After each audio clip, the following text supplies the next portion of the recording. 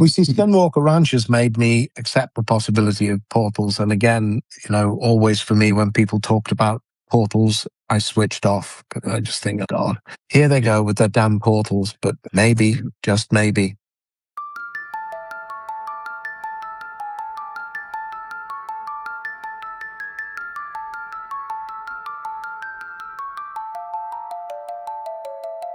Are you interested in angels, demons, ghosts, spirits, and monsters? Are you curious about their origins, tales, and influence upon history and on the present day? If so, then sit back, relax, and welcome to Southern Demonology, the podcast that explores all of this and more.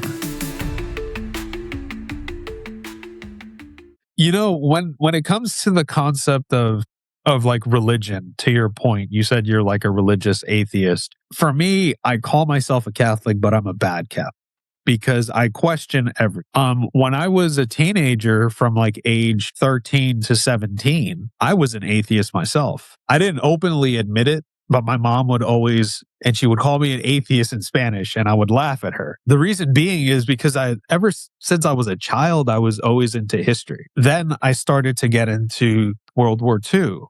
And then you start reading about different atrocities throughout the world.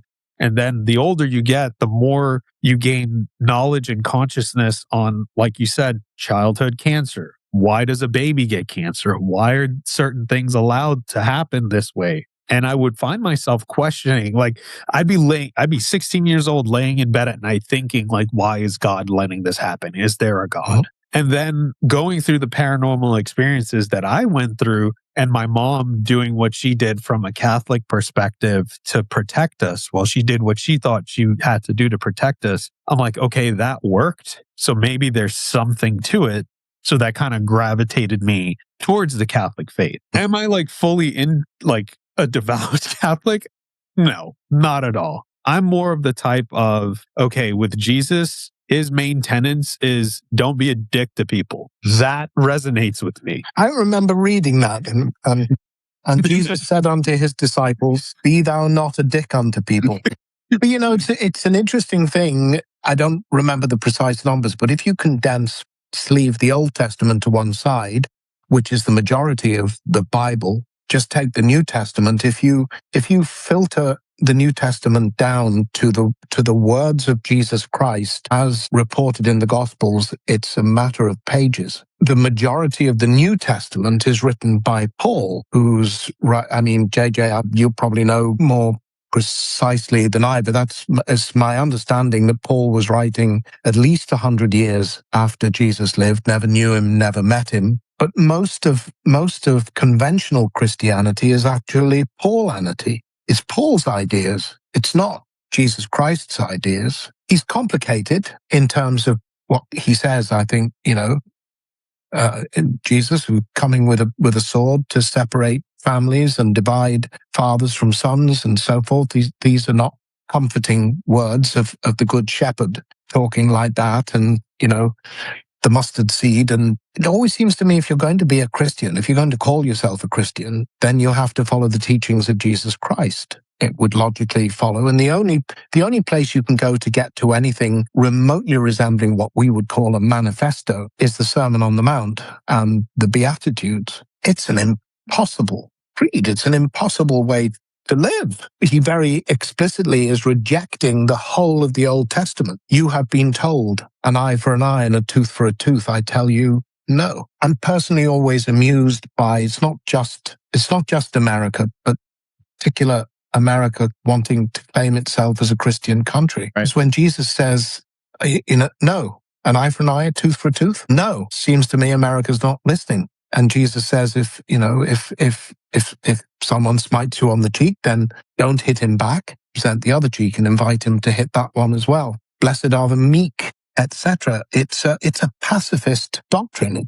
It's an explicitly pacifist doctrine, and it's not a doctrine God knows that America has ever followed and isn't doing now. God knows. And in terms of the present conflict, seems to me it's fine for Benjamin Netanyahu to evoke an eye for an eye and a tooth for a tooth. because that's his religion and that's the voice of the Old Testament God. But anyone who purports to be a Christian, like Pete Hegseth, cannot embrace that because the founder of his religion explicitly forbids him to do it. The sad part is that with the rise of Christian nationalism, you can take quotations from the New Testament and play it to conservatives and have them denounce that as woke ideology. I mean, Sure.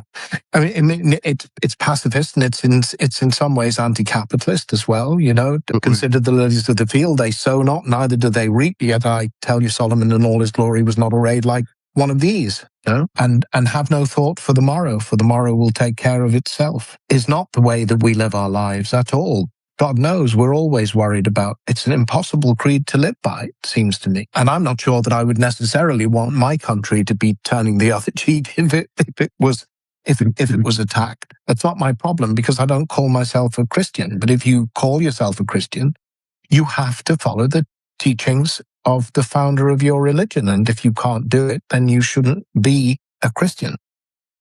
Yeah.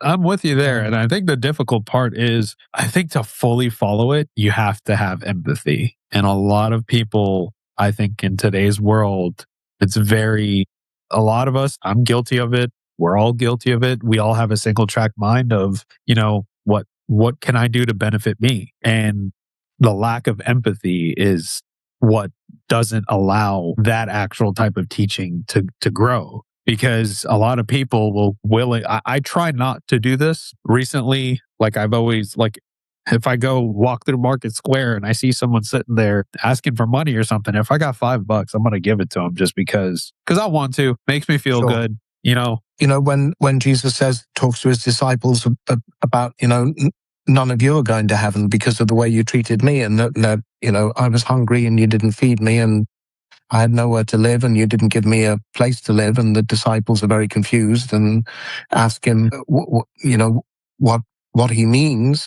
And then he makes it a universal thing that if you rejected people who had nowhere to live and if you rejected people who didn't have anything to eat, then you were rejecting him. And he says that directly inasmuch as you did it or you did it not unto one of these, the least of my little ones, you did it not unto me. Again, it's not a policy that I personally would want to see my country follow.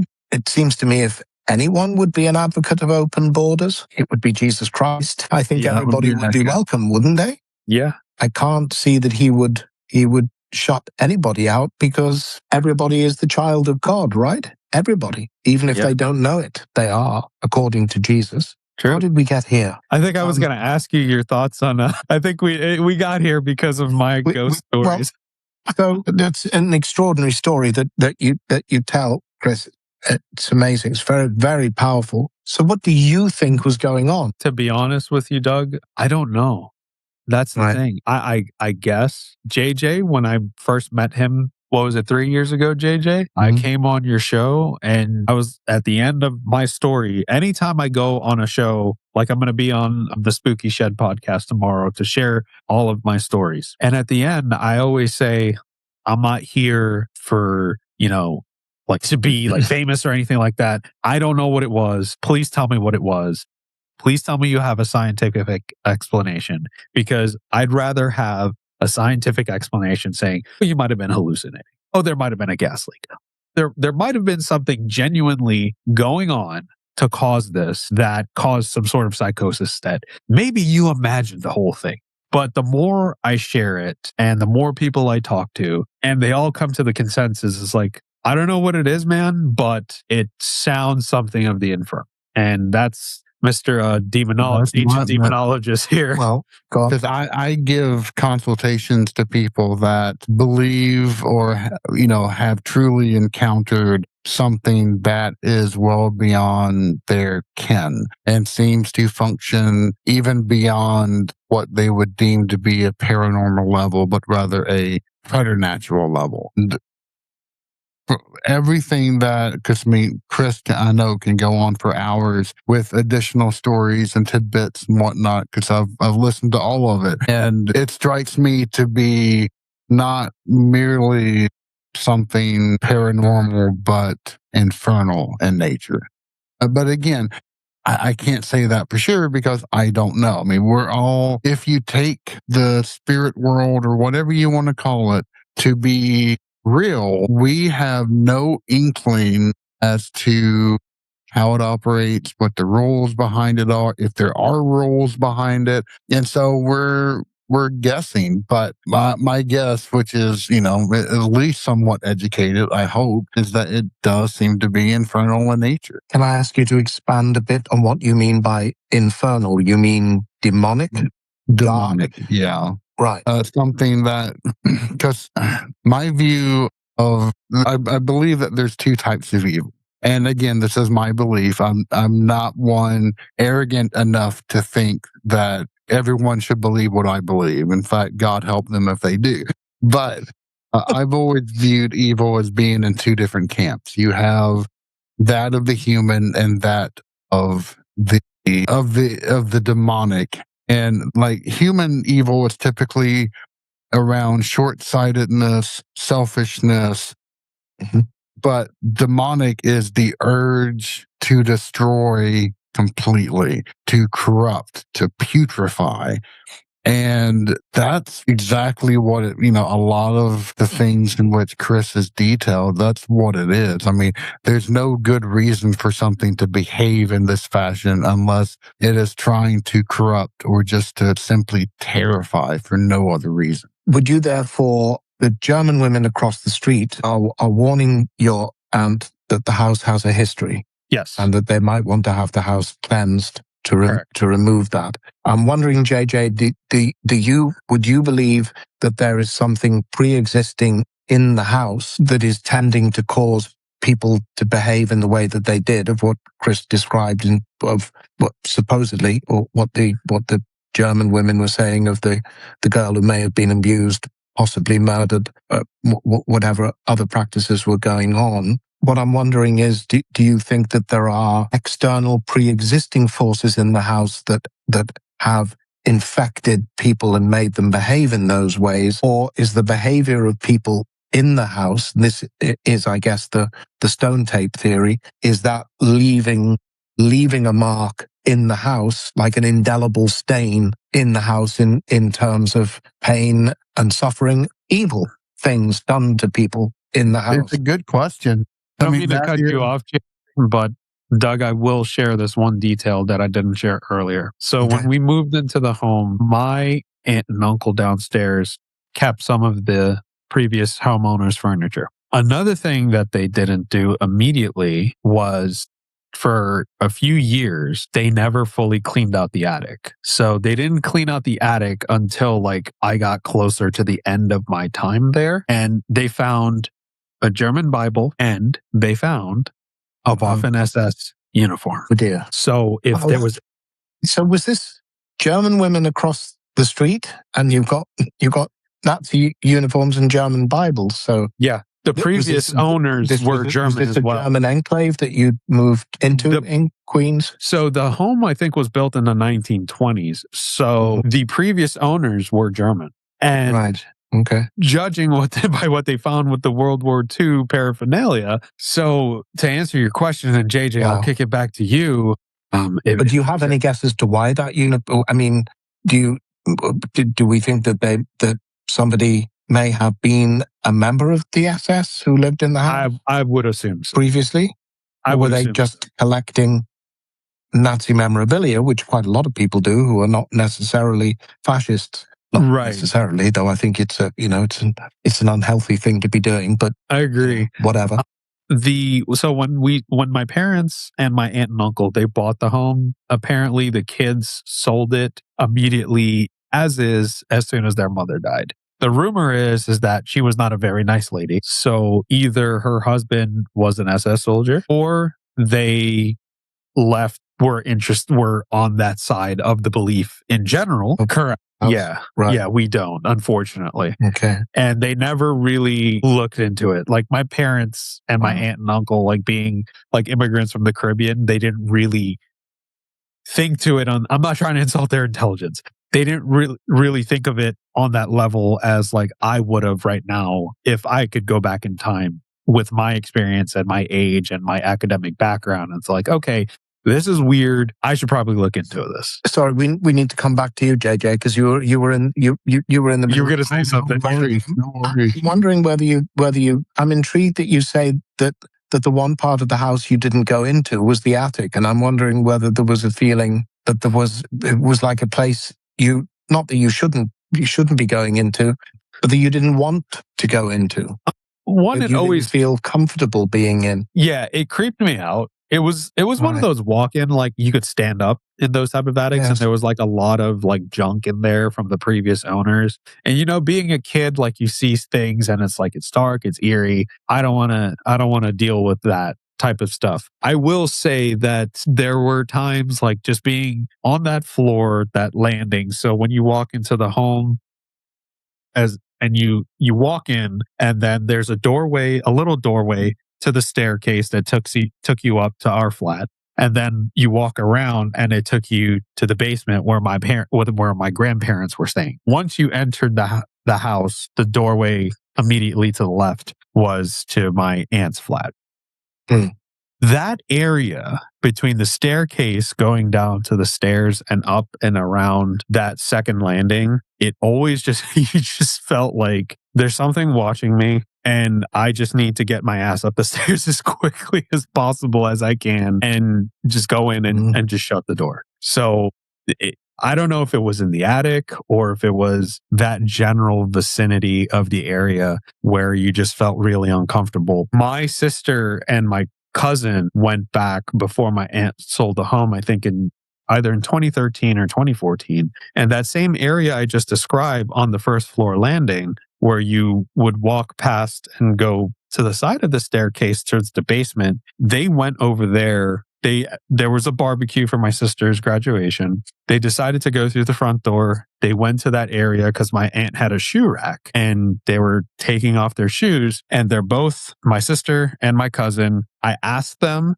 to share this story at different times on different recordings. And they both detailed it the same way and didn't know either of them was going to be on my show. So they both said they were leaning down, untying their laces. And then my cousin says to my sister, Jenny, she nudges her and says, Jenny, do you see that? My sister looks up, and in the doorway to the stairs that lead to the basement is this like 7-foot tall, dark mass, just darker than dark mass. A human shape? It didn't have it was just like a dark, shadowy type of shape. Goosebumps. Sorry. You're not alone. And one thing I will say, because I have my holy water and holy oil, when I talk about this stuff, it's like it knows. So I kind of like share it sparing. They see the figure. They put their shoes back on. They haul ass. Tell my aunt like, hey, not feeling well, gonna go. And they never go back to that house. Wow. Fast forward to 2022. My sister goes to New York to visit family for about 3 months. What period of time are we fast forwarding? So this happened about 8 years or so. Okay. So from 2014, so about 8 years or so. For some reason, she's with the same cousin and they're at my aunt's house that lives 5 blocks away. They decided they were going to go to the store because in New York, you can walk pretty much anywhere. They decided for some particular reason, let's walk down the old street. And let's walk by that house. As they're walking by the house, they both said at the same time, they got sharp pains in their temples. Like migraines just like instantly happen. And they're like, oh my God, like my head's hurting. I don't know what's going on. They just walk down the street. They get to the other street over. Gone. Like that, gone.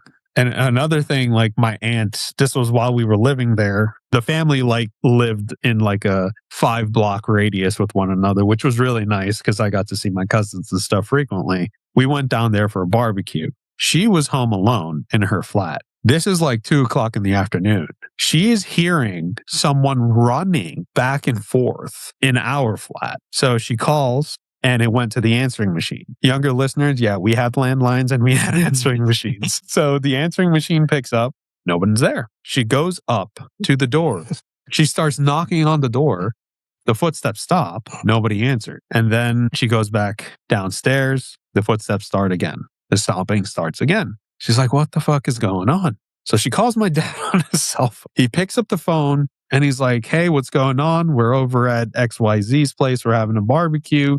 We're not going to be home for till about maybe 8, 9 o'clock tonight. Is okay? Do you need me to come over? She's like, no, I didn't know if like people were upstairs because I heard like footsteps and noise upstairs. And he's like, no, nobody's up there. She's like, oh, okay. She hung up the phone. Is that up in the attic that they're hearing? No, in our footsteps. Oh, okay. Right. Yeah. She hangs up the phone and she said she locked herself in the room and laid in her bed with the TV on until we got back. So it's one of those things, Doug. Like yes, it's funny now, but like when you think about it, it's like, what the actual fuck is going on there? Sure. So absolutely. Well, so back to the question, JJ, pre-existing or imprinted in the house? So if it's paranormal, there's two different schools of thought when it comes to these things. And you would be right to ask that. If it's, it could be that when you die, there's a horrible psychic impression that's left behind and the spirit or whatever is circling around that. And it's almost like an old echo being played out, or it could have intelligence of some sort. But when it comes to the infernal, there's this idea, especially within Christian theology, that demonic entities are locked to either a person or a place or a time. That's the main differentiator between the preternatural and the supernatural. Supernatural, there is no limits, whereas preternaturals are very limited. Right. And it would seem like if this really is a case of the infernal, then it would be either brought in with those people that lived there before, or if they were doing dark things, opening doors which they should not have, then it could have been invited in. Yes, because we all react to buildings in those ways, I think, don't we? You pick up immediately a feeling, as we do about people. Yes. 100%. We'll just say casually, I don't know, there was just something about him. I never warmed to him, or people that you just immediately feel very open with. When Steph, my wife, and I moved in here after we'd been here for a while, we asked each other that question. Do you feel anything weird? We subsequently discovered that somebody died in the crawl space under the house. Oh gosh! He went down there. He was a large guy, I think. He went down there for some reason and had a heart attack and didn't come out alive. They had to drag him out. But in spite of that, no, we said no. I've been in every corner of the house at every minute of the day or night, and I feel nothing but ease and peace. In a previous house that Steph was renting, and I was coming over. This was before I was living here permanently, so I was coming over and staying there from time to time. I didn't say anything about this until she moved. So it was, house downstairs, upstairs. Steph had her bedroom downstairs, and her 2 children had rooms upstairs. And after we'd moved on, I just said to her at some point, because I think she may have been talking about she would put her kids, who were twins, so they always went to bed at the same time, in their own bed, in their own room. They were never in their own beds, in their own room in the morning. They were always both together in one or other of the beds. Or they wanted to come downstairs to Steph. Her bedroom was downstairs. And I said, it's weird because I was never really upstairs very much. I had no reason to be. But I was aware that when I did, nothing ever happened. I didn't hear anything or see anything, but just had a general feeling of, I want to go downstairs, of not particularly wanting to be up there for no definite reason, which clearly, though, her children have never said that they heard anything or, anything or saw anything like that. But they felt the need to comfort each other in the night on an almost regular basis. And Steph has talked to a subsequent tenant in the house who described exactly the same thing, even more strongly. And there was some suggestion of the owners of the house were very strange. And I think they had lived in the house with her mother, and there was some story about her being bed-bound upstairs and maybe falling downstairs at some point. But on the ground floor level, nothing at all. And Steph said to me, she always felt exactly the same way about the upstairs, just never really was able to settle there. And I think we picked that up about buildings. Yeah. I think we do leave traces behind in the world. We've touched on Nazis, and one of the things that I've never forgotten on a UK talk show hosted by Michael Parkinson, late 60s, it would have started and went on for a long time. He had one of England's great comedians on who was called Michael Benteen. He was kind of a fringe figure around the goons, so around Spike Milligan and Peter Sellers, names that Americans, particularly Peter Sellers, will be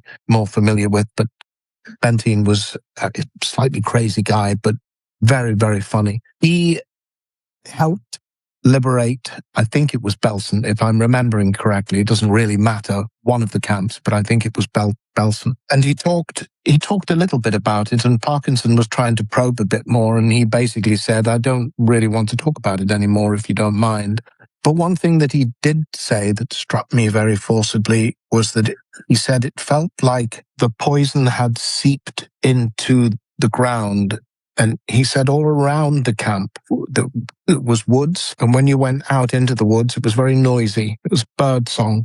The moment you stepped across the barrier where the fences would have been, complete silence. And he said, we never saw birds flying over the space that the camp occupied. It was like they flew around. We never saw much wildlife at all inside the camp, as though nature knew that this is a place where unnatural things happened, where awful things happened, and it is not a place to be, not a place to go. And that residual evil, I think, is a word we can use. It's a word I'm shy of using, but in that instance, of course, had kind of soaked into the earth, physically and metaphorically. Yeah. No, I'm with you there. No, I'm sorry, JJ. Go ahead. You get that same kind of feeling. Have you heard of Aokigahara, the suicide forest at the base of Mount Fuji? Yes. I went there, and the moment you cross the tree lines, it is just dead silent. There's nothing. Even though it's this gigantic, rich forest, you would think it would feel more alive, and it absolutely does not. Complete silence. There's just nothing. Except for I heard a weird, like, drumming sound that no one else heard. And even though I was demanding to go there and I dragged colleagues along with me, I had to leave after 20 minutes. We took a few photos, we got the heck out, and I will never go back. Just because of the oppressive atmosphere? The atmosphere and the sound that I heard. Yes. Like, even though we were drumming when there are no drummers. Exactly. Even though, like, we were 50 yards away from a major highway, once you cross that tree line, it's a complete sound barrier. You hear nothing. Right. But I heard this thrumming that lasted the entire time I was there. No one else would hear it. And it just scared the ever-living crap out of me. Like, what is it they say? That the sound of children laughing is the most beautiful sound in the world, unless it's 3 o'clock in the morning and you don't have children.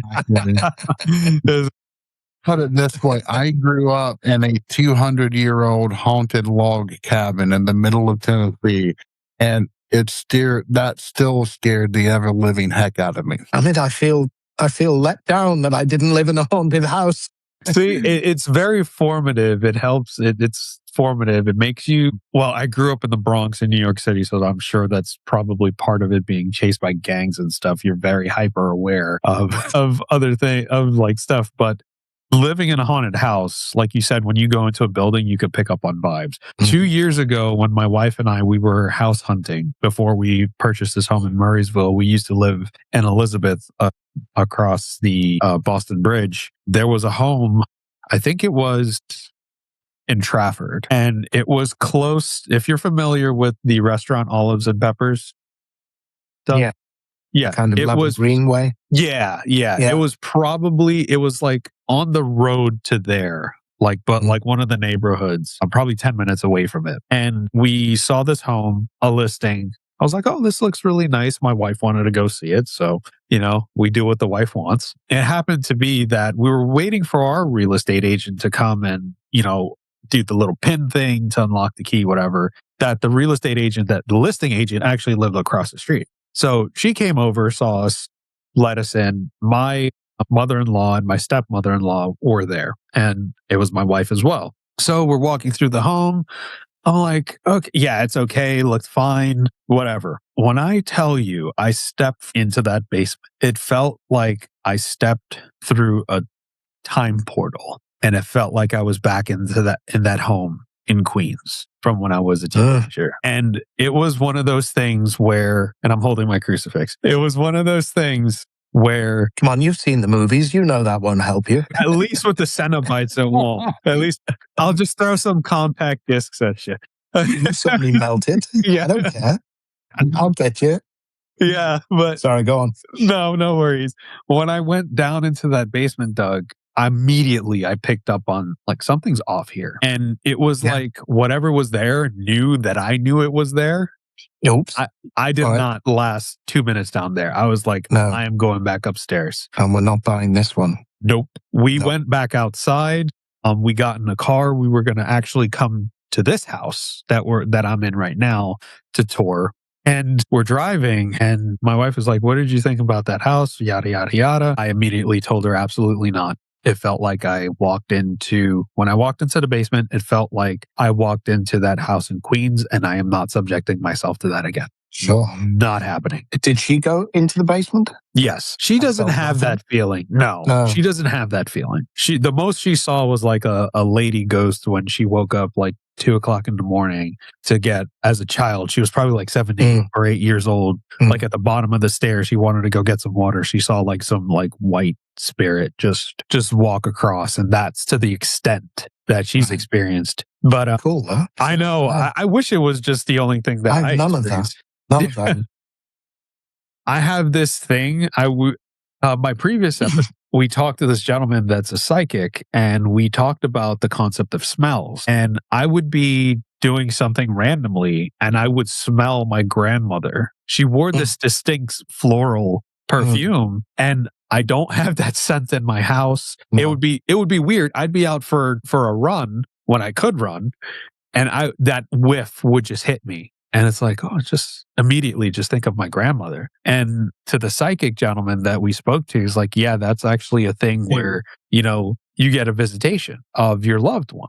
So I'm like, okay, that's interesting. It's nice that, they're checking up on you, something of that sort, if that's what you believe in. But JJ, what I wanted you to do was, if you don't mind sharing your Hairu story with Doug.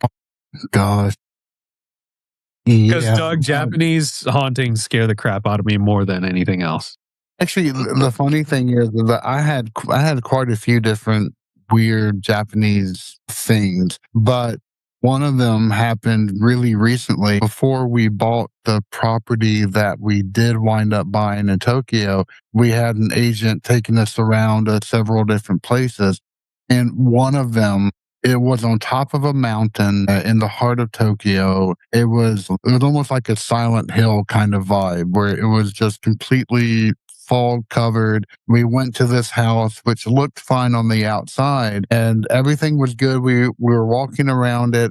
We went up to the attic, and it actually, strangely enough, had like a Disney logo on the door.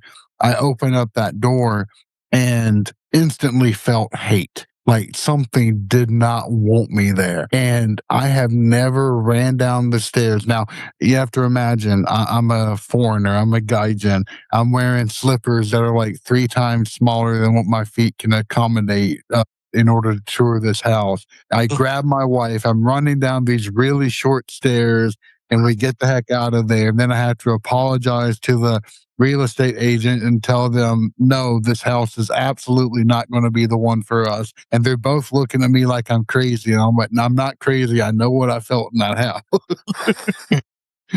But you felt something that was threatening you, or just something did not want me there at all? Like, it was the get out moment. Yeah, exactly. And I've had the exact opposite experience in Japan as well. So I was living in the heart of Tokyo, and the apartment that I had that the company paid for, it had a huge balcony that you could see Tokyo Tower right from it. It was beautiful. I loved it. And it also overlooked a graveyard, catty corner to the apartment building itself. Well, I was up working late one night, and I finally fell asleep somewhere close to dawn. And I there was this thing on the balcony. It was translucent, and it was banging its fists into the door and screaming one word over and over again. Haidu, Haidu, Haidu, Haidu. But I couldn't hear it with my ears. It was all like it was being pumped into the center of my brain. Never felt anything like that before or since. What does Haidu translate as? That's a good question. So I wake up shortly after. I'm sure I want to know the answer, but Quake alarm going off on my cell phone, because this was shortly after 3:11, which I was there. And that word is echoing in my head. I run to my dictionary, I look it up, and of course it means to enter. This thing was demanding entry. let me in. And I know that even if I was even somewhat physically capable of actually allowing that thing to come in, I would not be here. So from that day on, I kept a very healthy supply of purified salt in little bowls by the balcony doors, and never walked by that graveyard again. Doug, to go back to what you said about the concentration camp, was it a concentration camp that Yes, I'm pretty certain it was Belsen. Yeah. Which was one of the... Yeah. Actually, when I used to work as like IT at a university, I had the pleasure of speaking to one of the math professors who was Romanian and was a Romanian freedom fighter. And his wife was a survivor of Auschwitz. So it was really interesting. You know, his family unfortunately passed away there, but his wife survived. To hear someone that actually, you know, fought the Nazis during that time and what it was like. But me being a historian, I like to go to Civil War battlefields, and I like to frequent Gettysburg. There was one night, and I think I've been to Gettysburg a couple of times. Yeah. And is it me, like, but when you step onto that battlefield, just this eerie, quiet feeling, unless you're hearing. I think I've been aware of that. I mean, the first time I went, I was somewhere else, and I went on my own just because it was near enough for me to be able to do it. I couldn't get a handle on the battlefield itself. I couldn't, because it's a huge area. Yeah. I couldn't really work that out. So I just, I stood outside the house where we know that Lincoln tore up the long speech and then wrote the Gettysburg Address, and then went to the place where he had delivered the speech with all the piles of pennies around. All the Lincolns. And now we're going to get rid of the pennies. I've been back, and I've been there in the middle of the night as well, out to some extent, out on the battlefield. I'm not aware of that, I have to say. Okay. Was I just not aware of it? I don't know, but I don't remember being aware of that.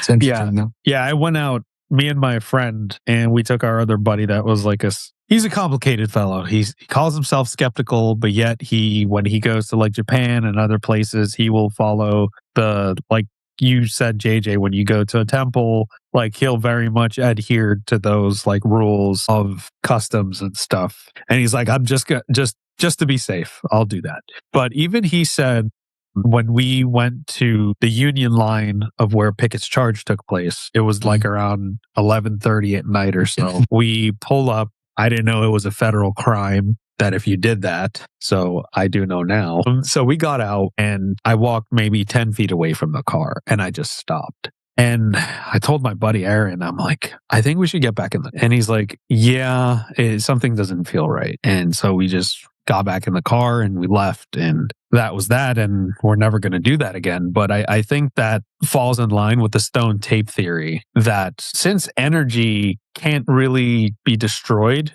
I think in those instances where you have like all that chaos, destruction, battle, all that stuff, I really think that's a scientific truth, isn't it? Isn't that a scientific fact that energy cannot be destroyed? It can only Yes. transmute and move somewhere else, but Correct. it cannot be stopped. Yeah. Yeah. So who's to say that the nature around it with the chaos and destruction and all the sadness and grief did not just seep into the area like you Sure. said with the camp where wildlife doesn't want to be around or anything of that Well, sort. and again on the battlefield, and it's not, it's less than 200 years ago. It's not that long ago, but the scale of the slaughter and the maimed and the injured is almost incomprehensible to us now.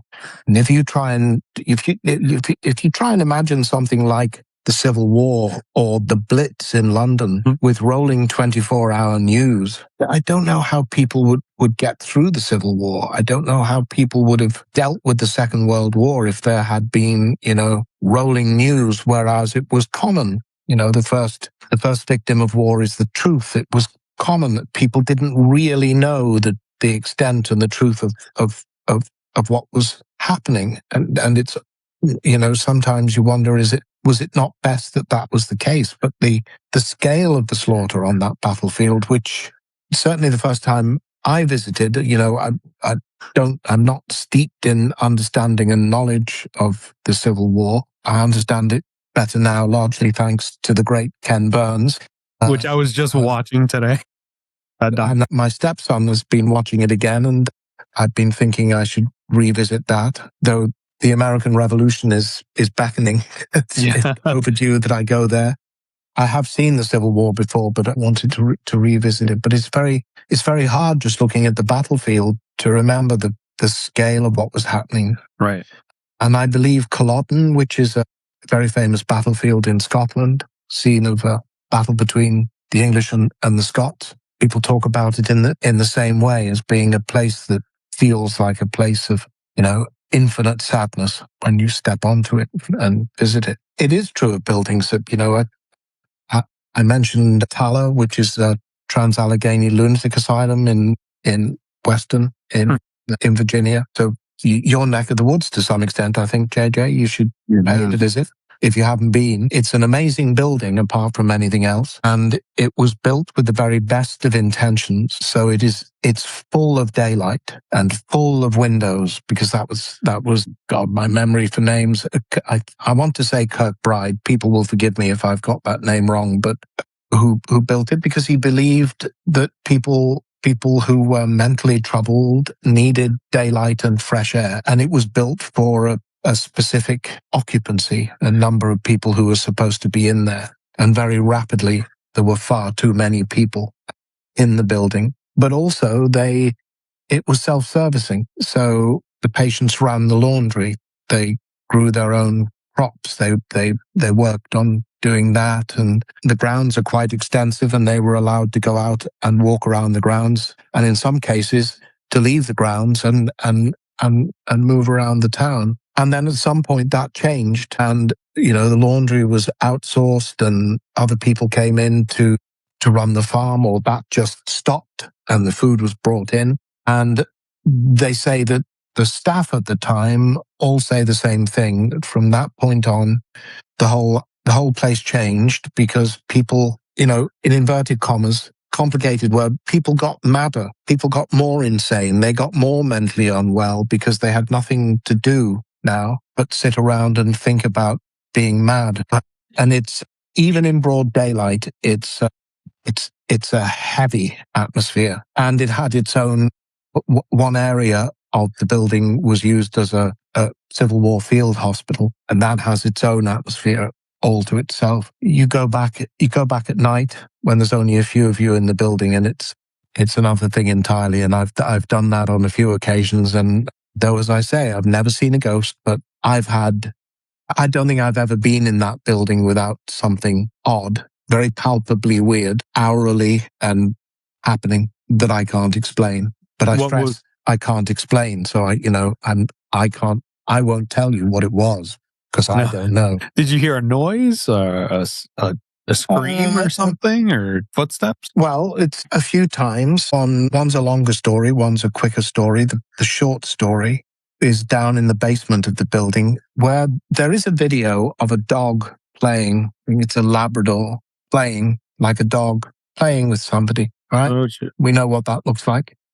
Yeah. Only problem is there's nobody there, and that's taken down in that area. And this was the lobotomy recovery area. And again, I have the name.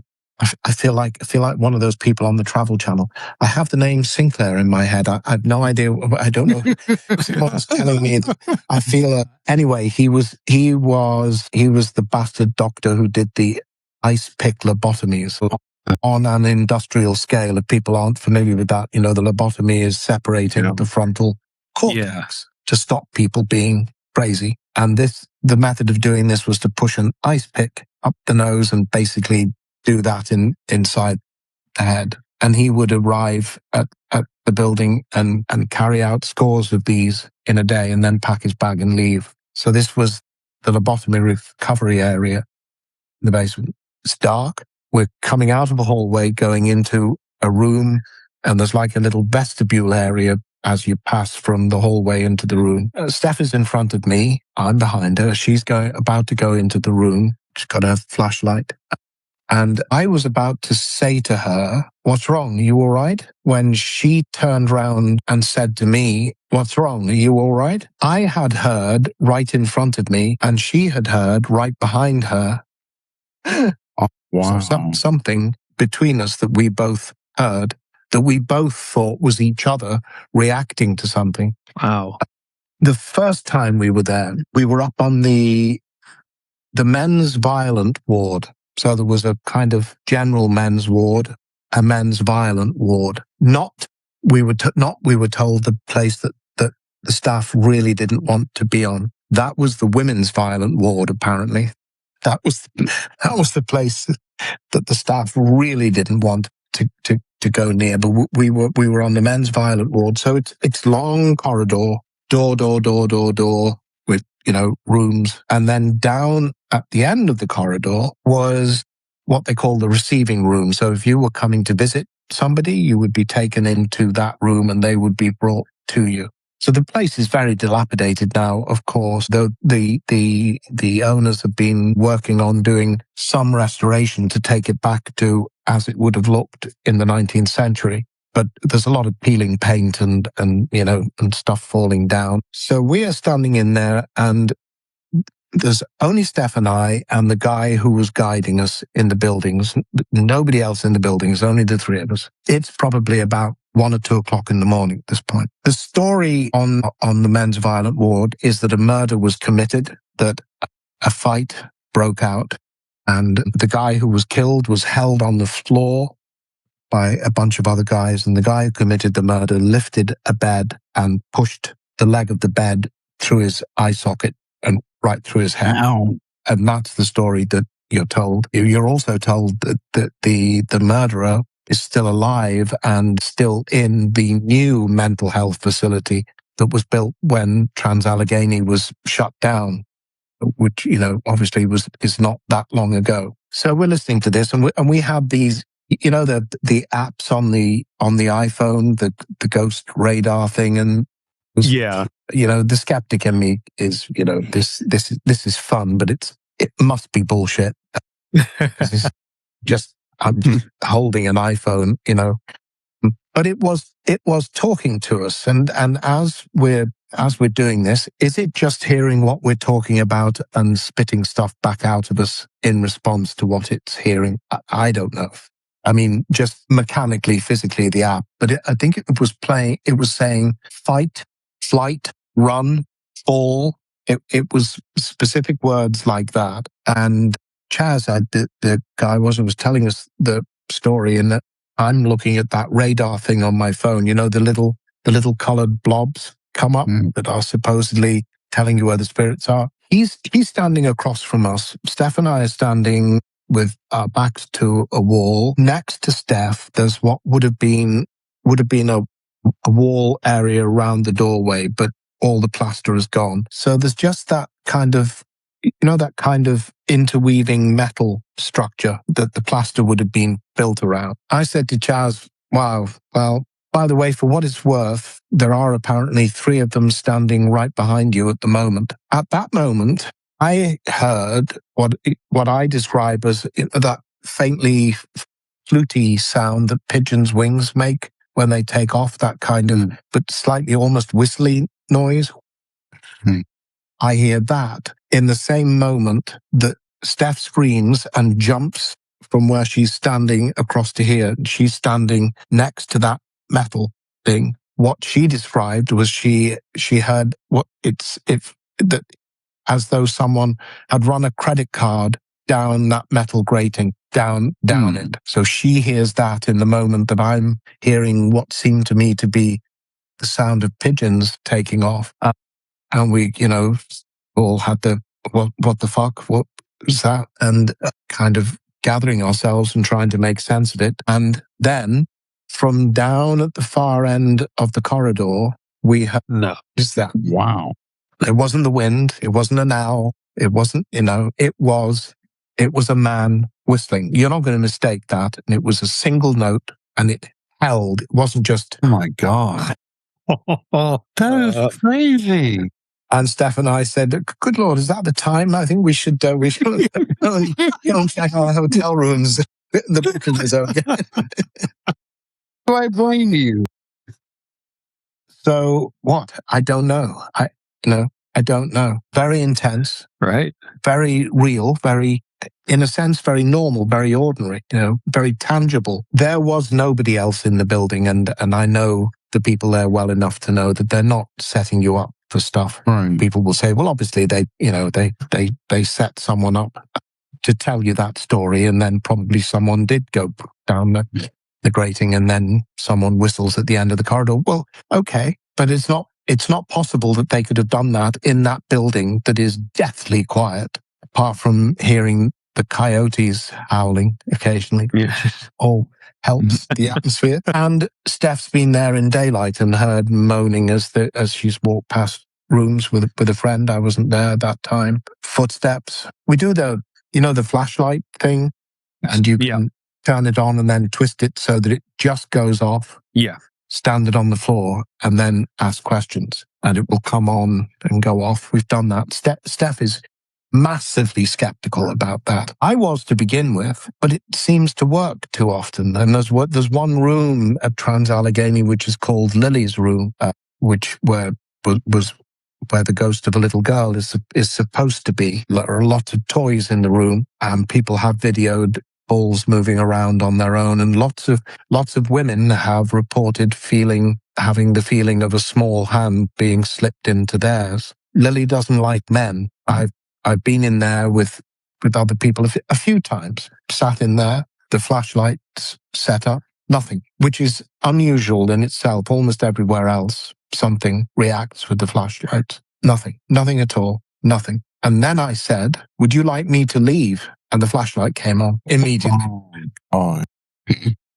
And we must have been in there, 15, 20 minutes asking questions. Nothing. Would you like me to leave? Oh, yes. Yeah. Get out of here. Yeah. Plenty of strange stuff. And they talk about the spirits. And I respect that. But the skeptic in me says, well, I don't think you know that, do you? That's a huge assumption. And I think you know what you mean by spirits. And I don't think you do know what you mean by spirits. I think even if we accept the idea that they're spirits, that's in and of itself a massively complicated thing to try and make sense of and understand what may or may not be accurate. I mean, it's almost like you can cross-apply what Immanuel Kant said about God to the idea of spirits.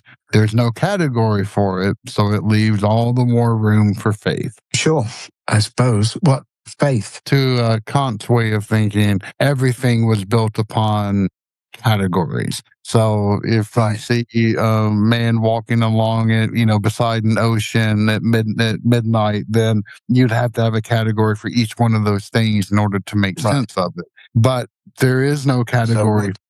So, land is a category, and walking is a category, and water is a category, time is a category. Walking by the ocean is 3 categories happening at the same time, right? Exactly. So, but to his way of thinking, that there wasn't a category for God. And so he said, it's all the more room for faith. And I think you could easily cross-apply this to the same thing to spirits. We don't have a category. But if I slip the word speculation in place of faith, I think that's perfectly fair. yes. I've taken photographs in Trans-Allegheny, photograph, and I know people talk about, bugs in the air and dust in the lens and all of that. Right. I don't know how that operates with an iPhone in a conventional camera. Okay, maybe, but clear photograph, orbs and rods all over the picture. Wow. And then clear again. That's amazing. And I don't know. I can't explain. I don't know. Part of the reason why I'm so fascinated by Skinwalker Ranch is it seems to me to be pulling so much of all of this together in an absolutely tangible way. So they are provoking UAPs. They're seeing UAPs. The one that was hovering over the tree shortly where the calf was dead, mutilated and dead under the tree. They had almost like a freeze frame of what looked like a flying saucer hovering over the tree, but it's only there for a very brief period of time. Nobody saw it come and nobody saw it go. And although they've wandered away from it, there are paranormal elements involved, apparent poltergeist activity around. The bizarre thing with the direwolf. Yeah. That is just so fucking weird. That skull is apparently a direwolf, and it wasn't just a skull that got dug up. I mean, it's there at the side of the creek. It's a carcass. It can't be. It cannot be. But there it is. Whatever that is in the mesa. I mean, I so don't want it to be an alien's face. Yeah. I know that's again, that's me as an atheist saying, don't tell me that ghosts are the spirits of the dead, because then I have to accept that there's life after death. And I don't think I do believe in that. For the longest time, I've run away from UFOs and little green men and, all of that. UAPs, fine. Yes. These things are real in the sense that they are observed. Wouldn't question that for a moment.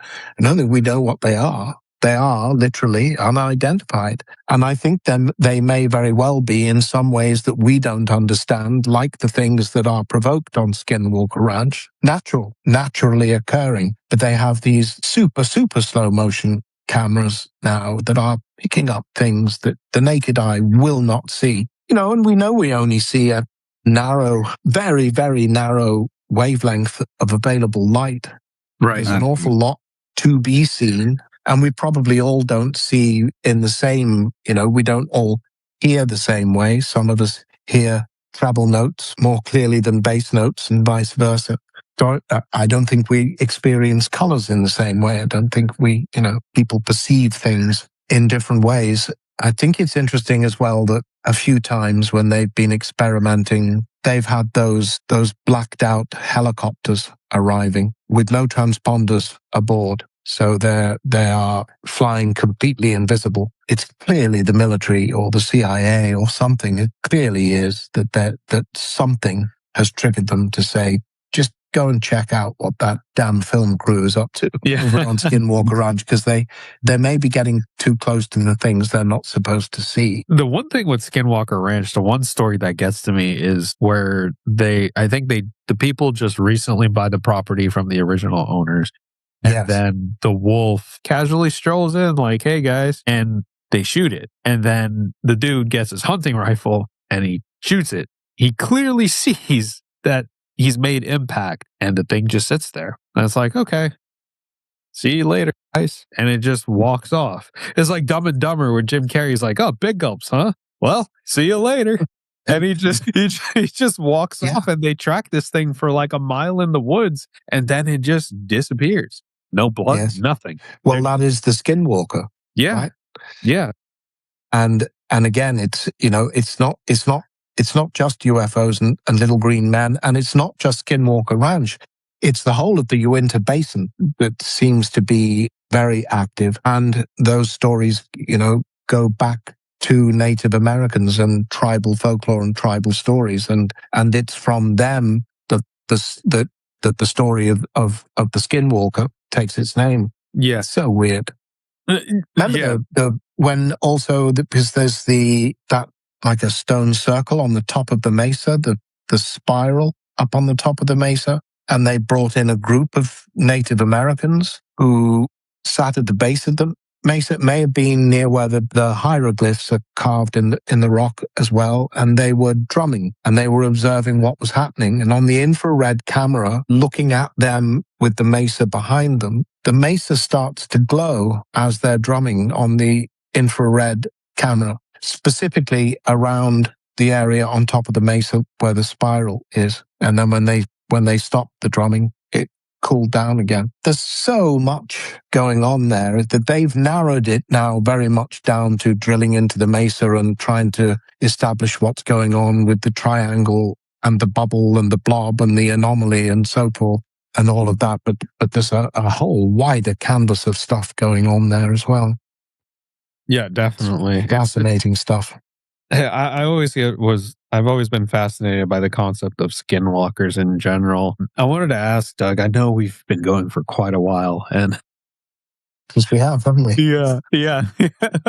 And if at any point like you're like, dude, shut up, we could always do a follow-up. Like, sure, yes, I probably need to wind it down at some point. Yes, yeah.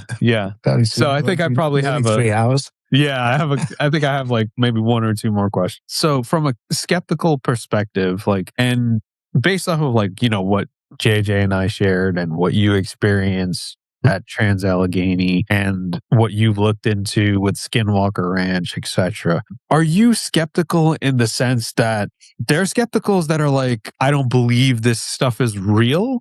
Or are you skeptical in the sense that where you're like, I don't align with your explanation? That would depend on what your explanation is. I mean, the validity of the stories that you both told, I would not question for a single moment. An absolute skeptic might say, for example, your experience of experiencing your grandmother's scent is that you think about your grandmother, and in that nanosecond, that's almost like a time slip, your grandmother coming back into your thoughts for some reason triggers an olfactory memory, and you smell your grandmother's scent.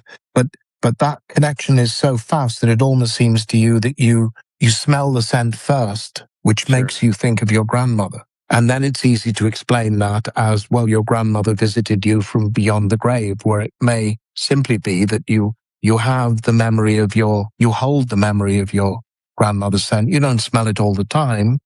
And we know that the unconscious mind logs so much detail of what we see and do at a minute level that we're not aware of, markings on bricks when we're looking at walls, which if someone asked you about a few minutes later, you wouldn't be able to describe in any specific detail. But if I hypnotize you, you can remember extraordinary detail of what you saw. So our minds are very strange places, in and of themselves. No, I'm not a skeptic. I'm not from the stories I've told you. I have more what I've experienced at Trans-Allegheny and elsewhere. As I said, that experience on the men's violent ward, absolutely real. I can't. And if any skeptic tries to say to me, well, it was an owl, I will say, no, absolutely it wasn't. I know what owls sound like, and that wasn't an owl. Well, it was the wind blowing through a window pane. No, I know what that sounds like. And it doesn't happen once. And it doesn't happen on a still night when there's barely a breath of wind. It doesn't happen like that. And I know what the sound of a man whistling is, and that's what I heard. If someone says to me that was the spirit of a dead man whistling, that was the ghost of the man who was murdered, or the ghost of someone who was posted as a lookout, who would whistle if a guard was coming or something, then the skeptic in me would say, maybe. I don't know that, and I don't think you know that. I think you are making assumptions where I don't think there's any evidence to support making that logical leap to saying, it's the spirits. But I don't know, and I don't know that you have any evidence to make that connection and assume that it's the dead. True. I don't know what it is, but it's clearly it's real. The old all your experiences, and we can multiply them. I'm sure if anybody's still listening to us at this point, I'm sure everybody has their own stories, and these are always the conversations that everybody loves to have. These are always, in some ways, I think, the most meaningful and profound conversations that you fall into with people. And everyone has these moments to share. I'll tell you quickly a Ouija board story. This is a group of actors from when I was working in repertory theatre away from home. So on a night when we're not performing, we've all got together at somebody's digs. We've had a meal, a couple of bottles of wine, and someone will say, "Let's do the Ouija board." Yeah, let's. So we didn't have a Ouija board, but we laid out a table with pieces of paper we wrote letters on them, yes and no and hello and goodbye and all of that,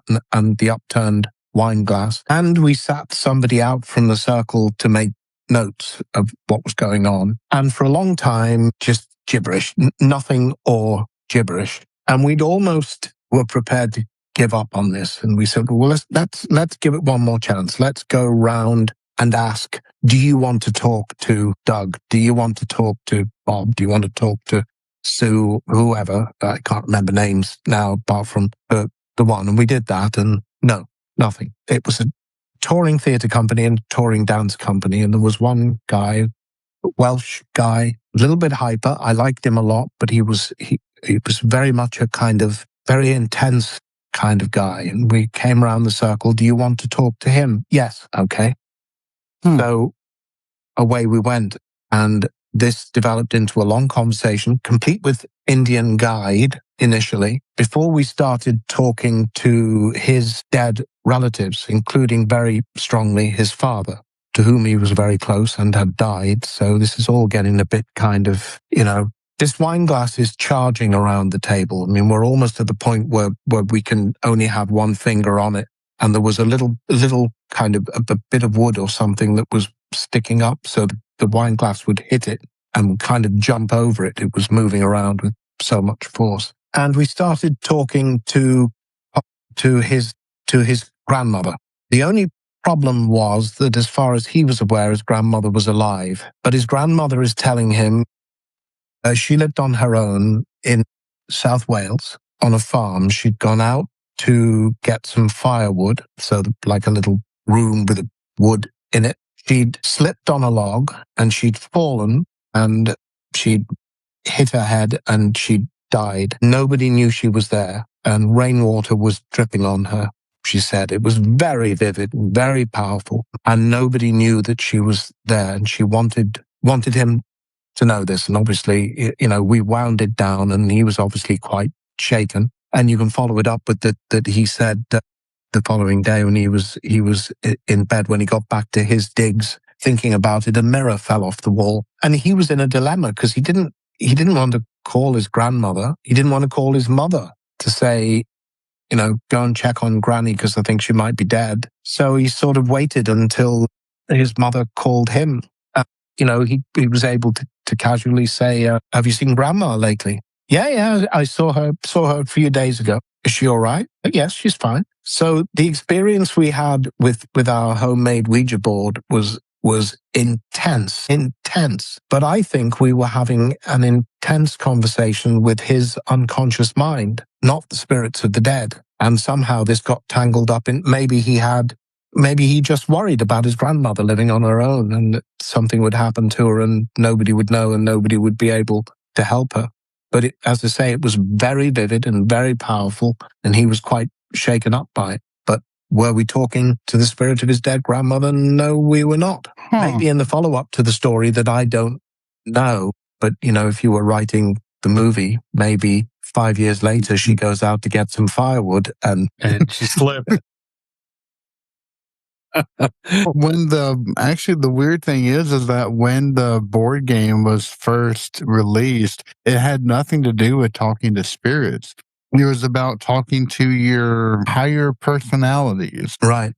Okay. Yes. You always end up talking to Julius Caesar or Napoleon anyway, don't you? Man, if I could use that. Okay. Don't tell We me did that. when we, but people who use the Ouija board, again, who use it seriously, they use it in that kind of way.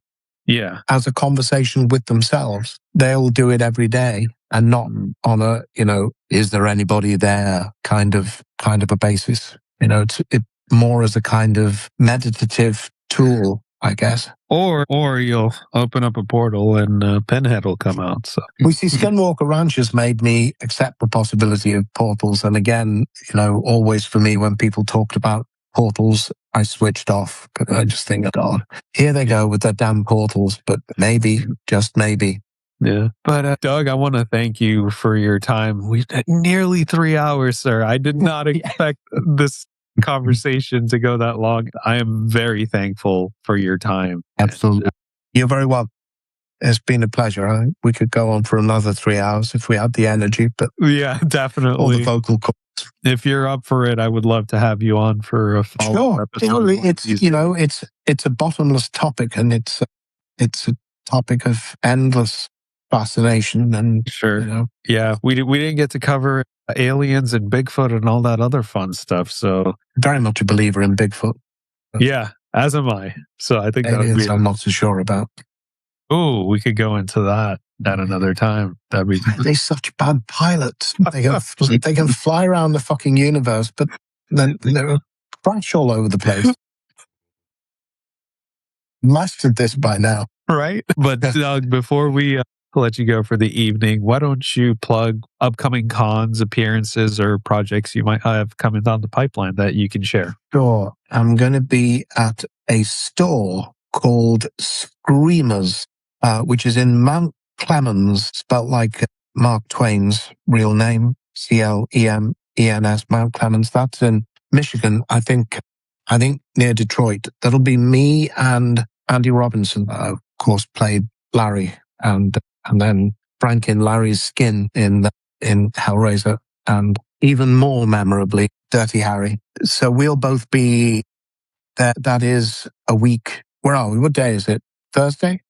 Yes. Yeah. A week on Saturday, the 20th of June. We will both be there just for one day. In July, I'm at Mad Monster Party in Phoenix, Arizona. That is the 10th through the 12th of July. The spirits have just pushed it left here. It's gone to the place that the coaster went to. There's Monster Mania in the middle of August. That's the 14th to the 16th. That's Cherry Hill, New Jersey, which is kind of to the southeast of Philadelphia, but it is just in New Jersey. And then in October, I'll be at Son of Monster Palooza in Burbank. That's the 9th to the 11th of October. Heard them, folks. Go check them out. Like I said on the Footy podcast. Don't wear your Liverpool shirt, or look where it leads you. Yeah. He has one of the best damn autographs out of all the celebrities that I have had the pleasure of meeting. So if you have some Pinhead memorabilia, go out there, get it signed. He's a great guy as long as you don't wear a Manchester United top when you go meet him. But all right, folks, I hope you enjoyed today's episode. And again, it was a pleasure having you on for this long, Doug. I appreciate your time. Pleasure to meet you, Mo. Pleasure to meet you, JJ. Great to talk to you again, Chris. All right, folks. Hope you enjoyed today's special episode. And hopefully we can have him back on sometime in the future. Thank you all. Have a good one. Bye-bye, everyone.